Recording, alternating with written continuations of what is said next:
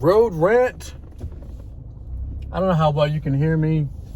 I'm not wearing any headphones or anything, but I need to explain something to you as best as I can with this little human brain that I walk around with. And what I need to explain is reality. Reality.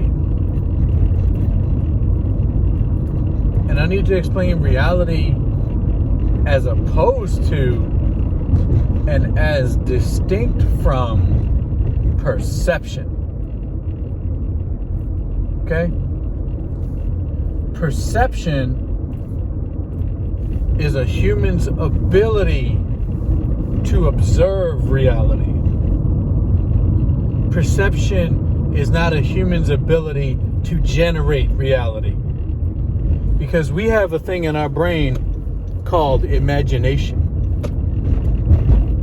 And our mind has ways of filling in the blanks when the picture is not complete.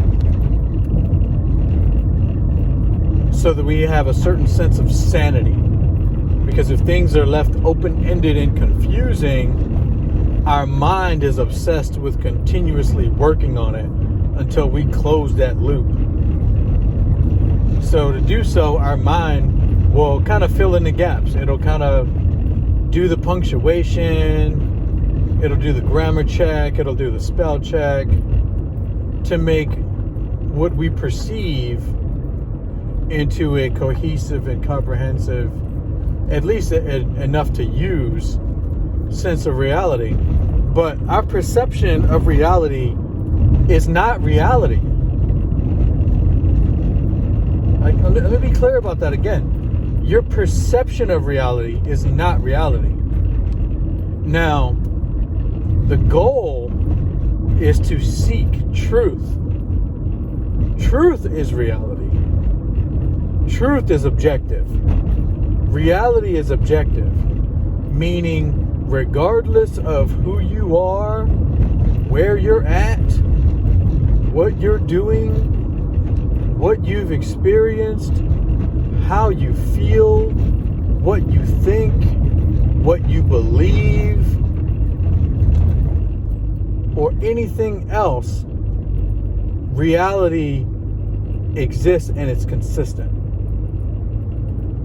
The only thing that varies is your perception of it. In other words, if reality and your perception are different, you're wrong. Reality's not wrong.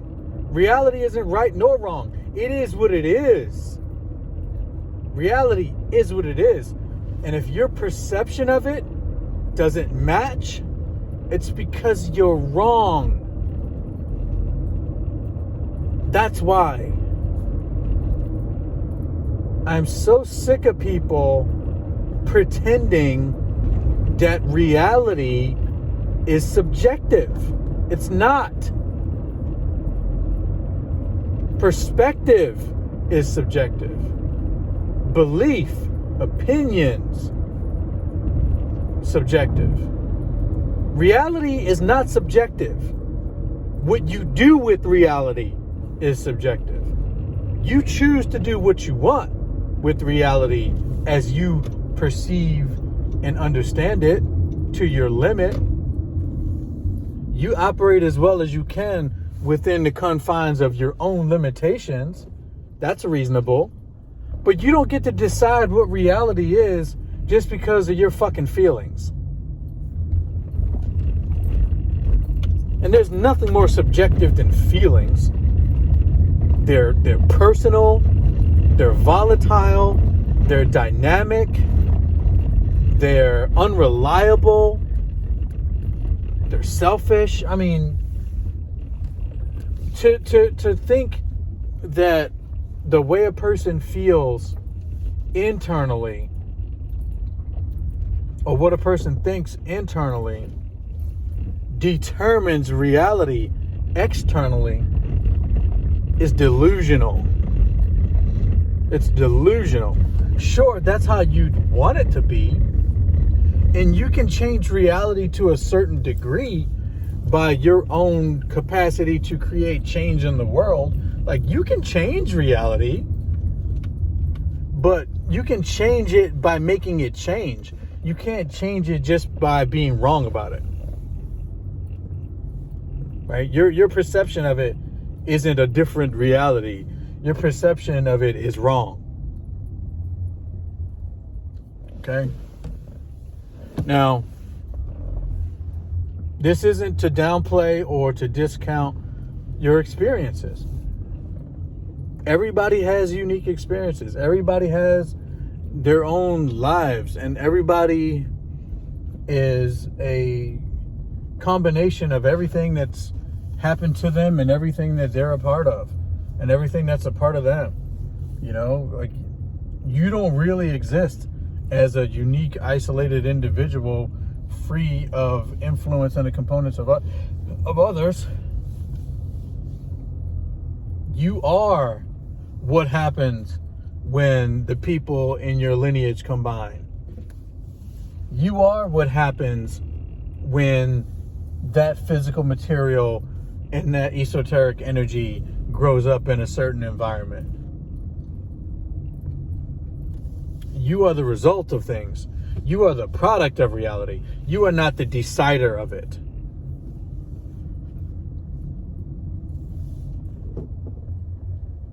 So stop thinking that reality is subjective. It's not. I heard an interview where Matt Walsh was talking to a gender affirming doctor, pediatrician, who, as part of his What is a Woman documentary, interviewed her for, how does this work? When do you give the kids drugs? And, how do you make your decisions? Et cetera, et cetera. And he starts to question the judgment of children. Because these are children essentially deciding to change their gender. And it seems like the doctor is passive in the decision-making process, as if a 10-year-old is old enough to decide major components of life. Like, that's crazy. 10 years old, you might not even know how to tie your shoes right. I know you're saying, oh, everybody knows how to tie their shoes. So, nope. Not necessarily. It's not a natural skill. If nobody teaches you, you just don't know. You're probably an adult, don't know how to tie your shoes. But he asked her, is a 4-year-old's perception of reality accurate? And, as an extreme example. And she wouldn't commit to an answer. And he asked her, what do you think, essentially, what do you think about kids who believe in Santa Claus? And she made a point, well, that's an adequate perception of reality given that age. And it is. It's an adequate perception of reality when you're 4 years old to be delusional, to believe in magic, to believe in Santa Claus, to believe in all these things that make life more interesting and magical. That's not necessarily bad for your character to do that. There's certain elements of your character that is maintained by the wonder. With children, it's the curiosity. They're figuring out enough of the world anyway. Might as well have something more mysterious there too. But then he pressed her on, yeah, it's okay for the 4-year-old to believe in Santa Claus, but Santa Claus is not real. Right? That's not reality. And she said it's real to him, or it's real to the child. And that's the inspiration that sparked this bark. Just because Santa Claus is real to a child, it doesn't make it real. All it means is that the child believes something that's not right. It's incorrect. And we need to get back to honesty. You know, we need to get back to honesty. Like, where's honesty been? Like, hey, honesty, what's up, honesty? I miss you. Like, come on back. We need you. Because these people are dishonest to a pathological degree, to where they're willing to question the very essence of truth. They're willing to not concede the most fundamental elements of reality. And that is, people can believe something to be real, but they can be wrong about that. People can be wrong. You know, like, stop coddling everybody's feelings by affirming everything. Have some judgment and some honesty. And if you're wrong, you're wrong. But be wrong because you are actually operating off of inaccurate information. Don't be wrong just because you're allowing something that you don't think is true to exist. And just to allow that idea to just float around on its own. Meanwhile, honesty is an integral part of our nature. In other words, you feel when it's wrong.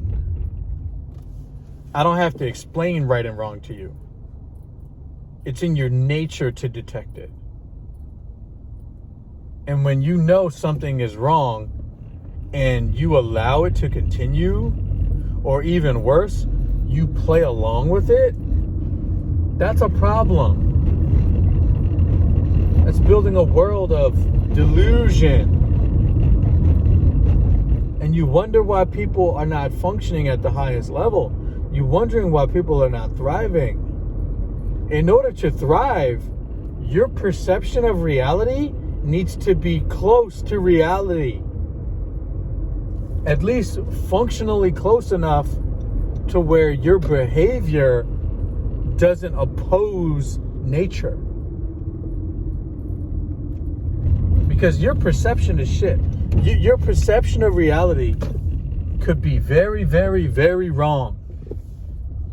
And if you allow that perception to drive your behavior will be very, very wrong. Which might sound cute, and it might make money for big pharma, and it might make money for the media, but when your perception of reality is skewed and manipulated and manufactured, and it is different from actual reality, when you act on that perception of reality, you're going to be confronted with reality. And reality doesn't care how you feel. Reality is going to confront your flawed perception and punish you for it. You will suffer for your wrongness. And that is something that I really need to press on. You will suffer for your wrongness. And it's worse than that, because this wrongness and these ideologies that are rooted in capitalist, rapacious exploitation will be confronted with reality, and all those who behave in opposition to reality will suffer. And that includes children. Because we have adults who are so weak and so corrupt and so radical in their thinking that they completely dismiss tradition as if tradition isn't how we got this far. If not for tradition, we'd still be in a cave somewhere.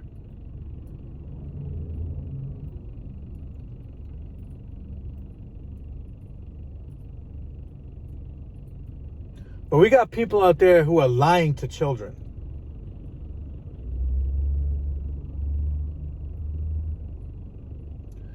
There's a certain level of lying to children that's okay, because most of it is by omission, right? I'm not saying tell a child everything you know. I'm not saying tell a child everything you think. But what I'm saying is,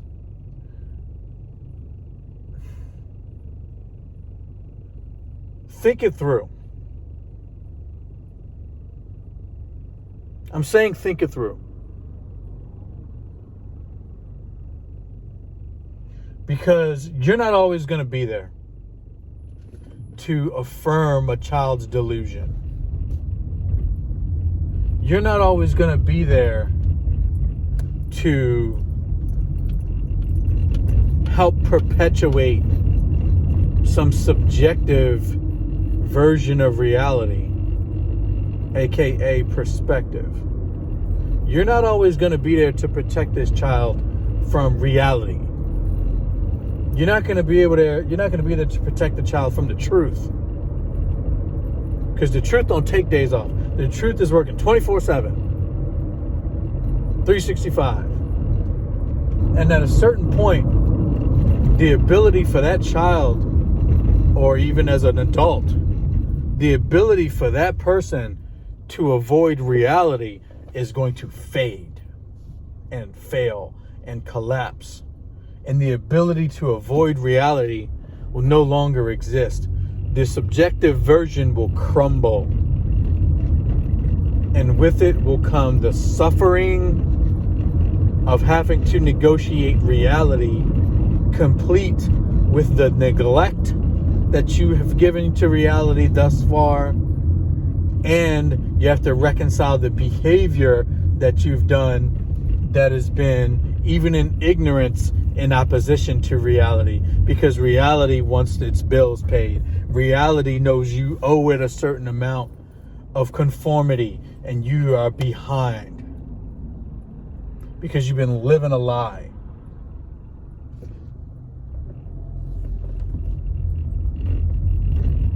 So that's all. I don't want to take up too much time with this road rant. But the point is, number one, stop fucking lying to children.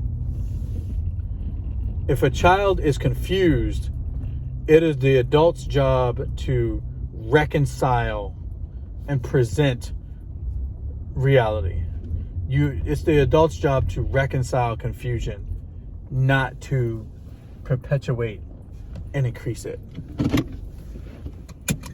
And even worse so, to try to affirm a child who is basing their reality off of very, very, very little information. So that's all. And of course, the main thing, philosophically, is understand that reality is objective. And if your perspective matches it in your search for truth, you're okay. But reality exists regardless of how you feel about it. All right?